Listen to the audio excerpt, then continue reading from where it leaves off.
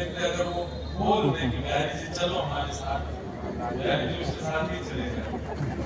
इसलिए वहाँ नियम है कि हर 5-10 सेकंड में एक बार बिहारी जी का नाम लिया चालू है, कोई बात नहीं, कुछ भी फर्क नहीं पड़ा उससे। आनंद हो गया। आज ऊपर से कोटा में बिहारी जी का दर्शन करके ऐसा लगा ऊपर से बरसात हो गई। कोई कोटा वालों देख रहे हो बारिश को रोकना है,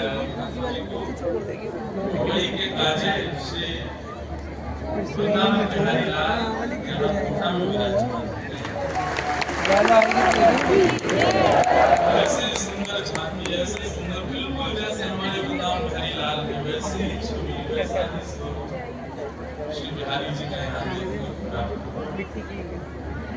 इस बार कोटा में बहुत अनुभव हमको हुए। श्री सूक्ष्म वृंदावन का दर्शन बारिश आने लगी था, अब तो फंस गए आप, अब कहाँ जाओगे? लेकिन आप अंदर बैठे लोग ज्यादा उनको चिढ़ाना नहीं, बाहर वालों आप मुझे कृपा करते हैं भैया, देखो कथा के मध्य में, कथा के विश्राम में वर्षा होने का अभिप्राय है कि कथा का आयोजन समायोजन निश्चित ही दैवल्य है और ठाकुर जी उससे बड़े प्रसन्न हैं।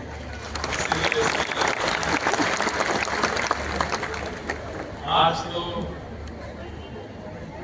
हम थोड़े क्षमा प्रार्थी भी हैं कोटा वालों से, सुबह मिलने का क्रम था, एक तो गोपाष्टमी आज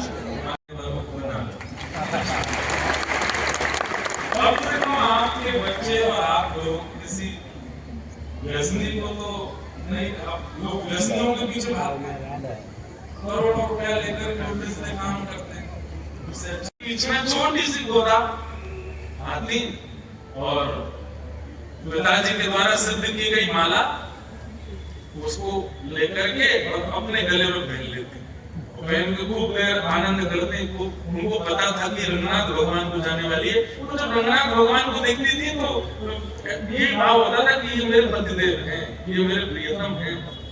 माला पहन करके उसको अपनी करके फिर जैसे पिताजी खाने का समय होता उसको गले उतार करके और गोदामा जी तो नित्य माला पहनती और उसको अपने उतरन कर देते, ठाकुर जी को पहनाते। एक दिन पिताजी ने देख लिया श्री गोदामा जी वही माला पहन कर घूम रही जो ठाकुर जी को बता दिया। उन्होंने आकर के कहा के नेत्र सजल हो गए मेरे पिताजी, तो रोज पहनती, अब तक ना जाने कितने वर्षों से मेरी ही ठाकुर जी माला पहनी हुई धारण करते हैं रंगनाथ भगवान। पिताजी ने कहा बोले ऐसे नहीं करते, अपना अपने उतरन ठाकुर जी को नहीं कराते। दूसरी शुद्ध माला निर्माण की और गोदाम्बा जी के हाथ ना पड़े उससे पहले जाकर के रंगनाथ भगवान को बदला दी। जैसे ही ठाकुर जी ने गले में धारण कराई तुरंत माला टूट करके गिर पड़ी। मैं कैसे कर सकता हूँ, अपने हाथ से निर्माण करके निर्माण और उतरी हुई माला पहनाऊं ठाकुर जी को। गोदाम्बा जी ठाकुर जी की ओर देखने लगी, अब तो आप ही कृपा करो, आप ही पिताजी को समझाओ कि आपको और मेरो तो प्रियतम और प्रियतम को संबंध।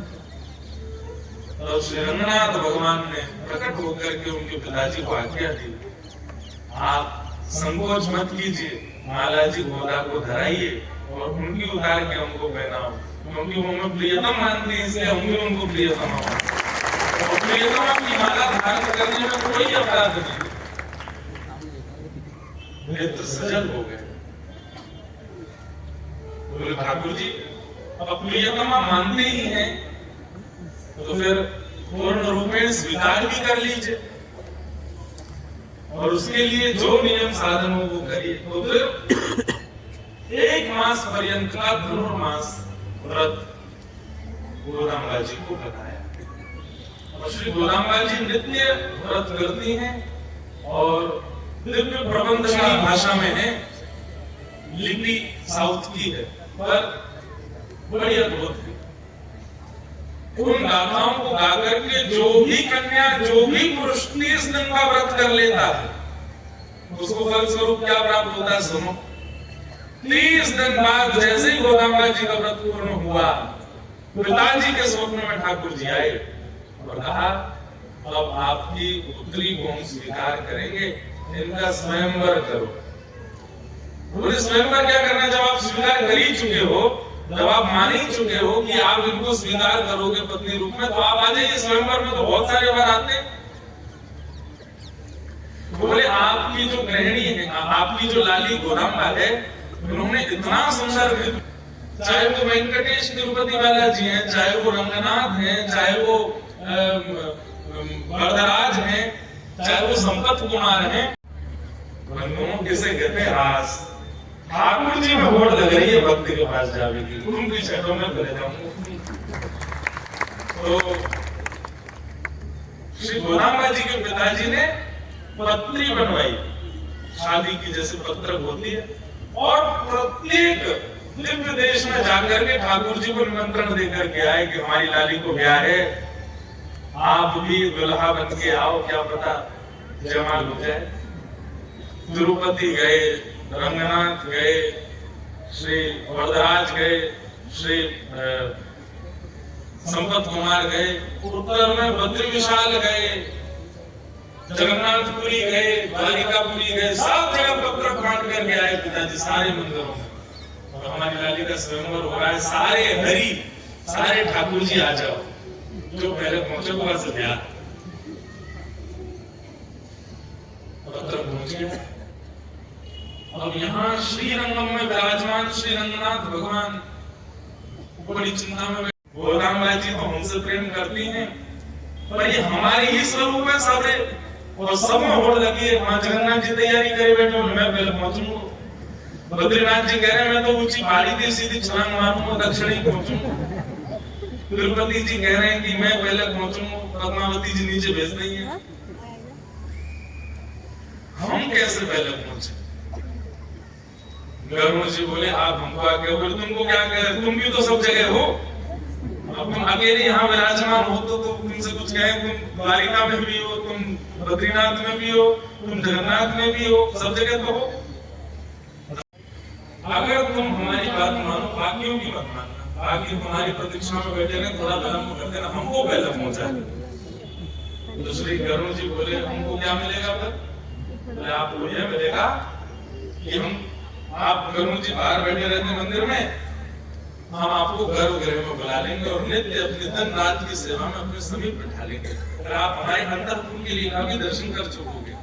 इतने वर्षों से आप बाहर बैठे हो, गरुड़ जी का स्तंभ भारी ही होता है, लेकिन ठाकुर जी ने उनको वचन दे दिया कि हम आपको भीतर विराजमान कर लेंगे, अपने गर्भगृह में अपने पास बैठा लेंगे, ताकि तुम हमारे। गरुड़ जी बोले आपसे भी बढ़िया ऑफर मिला था हमको, इसलिए इनको पहले लिया है। इन्होंने गर्भगृह में बैठाने का हमको आश्वासन दिया है, इसलिए हम इनको पहले लिया है। बोले अब हम लोग क्या करें? आ तो गए हम लोग, तो फिर रंगनाथ भगवान बोले दावत बनिए, पाओ के बराती हो सब। ठाकुर जी ही दूल्हा, ठाकुर जी ही बराती। ऐसा विवाह भारत में केवल एक ही बार हुआ, श्री गोदांबा जी का कल्याण। तो कल उसी कल्याण उत्सव का सूक्ष्म दर्शन हम लोग कर रहे थे। ठाकुर जी की मधुर पालकी चल रही थी, उसका हम लोग अनुभव कर रहे थे। भगवान की उस आज्ञा को कि गरुड़ जी गर्भगृह में विराजेंगे, उसकी पूर्णता हुई श्री वृंदावन धाम। हमारे वृंदावन में श्री राधा रमण जी के पास में, निधिवन राज के पास में उत्तर भारत का सबसे बड़ा मंदिर है श्री रंगजी मंदिर। आप लोग वहां दर्शन किए होंगे जो वृंदावन जाते हैं। मूल नाम उनका है गोदारंगमन्नार मंदिर। वहां पर ठाकुर जी गोदांबा जी के साथ विराजमान। ठाकुर जी की ऐसी छवि पूरे भारत में नारायण की ऐसी छवि कहीं नहीं है। कैसी है? ऐसी है, ऐसे हाथ। और वहीं गर्भगृह में और सबसे बड़े प्रदाता यदि कोई है तो महादेव। इसलिए हमारी राधा कृपा कटाक्ष महादेव गाते हैं। ठाकुर जी का यश महादेव गाते हैं, रास की पूर्णता महादेव करते हैं। कई लोग कहते लिखते हैं कि महाराज जी कथा सुनने के बाद हम पहले महादेव के उपासक थे लेकिन अब कृष्ण उपासक हो गए। हम कितनी बार कथा में कह चुके कि महादेव जब बहुत प्रसन्न होते हैं अपने किसी भक्त से तो उसको कृष्ण भक्ति प्रदान करते हैं। और यह भी हम कह रहे हैं तो इसमें कोई अतिशयोक्ति नहीं कि बिना महादेव के भी कृष्ण भक्ति प्राप्त हो सकती है, बिना महादेव के भी ठाकुर जी जीवन में आ सकते हैं, परंतु महादेव के द्वारा आएंगे तो निश्चित है कि फिर कभी जाएंगे नहीं, ठाकुर जी सदा के लिए रहेंगे। इसलिए शिवद्रोही ममदास कहावा, सो नर सपने मुझे न पावा। कहीं कहीं वैष्णवों में और शैवों में मतभेद है, परंतु बंधुओं हम लोगों को ये विचार नहीं करना, विशेष रूप से वृंदावन से संपर्क रखने वाले हमारे तो प्रधान इष्ट के रूप में, हमारे तो पुरोहित के बनारसों दर्शन नहीं दिया। आप विश्वास नहीं मानेंगे, कोई मनगणत बात नहीं कह रहे, बस इतना कहकर कि हमने प्रणाम किया, यही से राम राम है हमारी आए आ रहे भीतर, तो इतना कह के पीछे मुड़े तो सब दृश्य आरती होती है। काशी विश्वनाथ में आरती करने वाले पुजारी जी सामने से आ रहे थे, जैसे अरे व्यास जी आप यहाँ के दर्शन हो गए? मैंने कि आज बाबा ने दर्शन ही नहीं दिए, हमें करने होना है, हम तो जा रहे हैं, हमारी रेल है, हम आगे कहीं कथा के लिए जा रहे हैं। अरे नहीं नहीं आओ आओ, अरे नहीं कि समय ये लो, दूध चढ़ाओ, दही चढ़ाओ, शहद चढ़ाओ। मैंने कि अब इतनी आराधना करवा रहे हैं, जरूर क्यों लग रही होगी कि कोई शिकायत नहीं कर दे जाके, गोविंद नहीं कह नहीं दे, ये सब अनुभव होते हैं। महादेव ब्रज की प्राप्ति कराते हैं। प्रिया जी के वृंदावन के रास विहार में एकमात्र कृष्ण पुरुष हैं और दूसरे पुरुष रूप में श्री महादेव आए, लेकिन श्रृंगार पूरा गोपिका किया इसलिए उनको गोपेश्वर। आज भी वृंदावन में संध्या के समय इसी समय अगर आप दर्शन करने जाओगे, नथनी पहन करके, काजल लगा करके, तालीमा होठ पे लगा करके, सुंदर अपने केश खोल करके, चुनरी ओढ़ करके, बहुत सुंदर गोपी बन करके आज भी गोपेश्वर महादेव शाम को गोपी का श्रृंगार करते हैं और प्रतीक्षा करते हैं ठाकुर जी की लाला मोसो रास करके आमेंगे। ऐसे